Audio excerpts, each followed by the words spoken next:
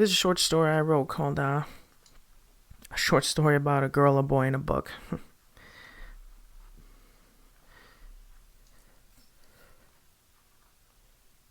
There are no greater stories than ones about love and the triumph of two fated lovers, no matter how short it may be. Rosie was 16 when she met Bryan. A book in her hand, she fumbled and dropped it right in front of him.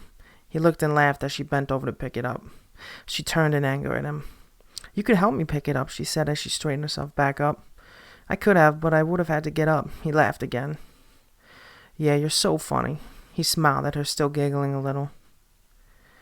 "What are you reading?" he asked as he snatched the book from her hands. "Romeo and Juliet, if you even know what that is." "Shakespeare." His smile turned into a grin. "Apparently I'm not as dumb as you want me to be." He winked at her. "No, apparently you're not." She smiles at him. "So what's your name, gorgeous?" The question takes her back a little. "Rosie. My name's Rosie." She fumbles almost as if she's nervous. A bell rings, signing the beginning of class. She looks back at him. "I really have to go." "Well, I'm Bryan." His grin turns back into a smile. "Do you mind if I write something in your book before you go? I see you already have your name there, so I'll write on the back, I promise." He takes out a pen and writes only for a couple seconds and closes it and hands it back to her. "What did you write?" Her voice quiet and soft now. His smile gets bigger. "Don't worry.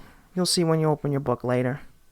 She runs to her class, opens the door, and rushes into her seat. The teacher stares at her as she pulls all her books out, throwing Romeo and Juliet on top of her notebooks. The teacher starts her lesson again as Rosie flips to the back of the book. Her eyes tear as she reads what is written in the middle of the page in big black ink. "If my heart had hands, it would reach out and touch your soul."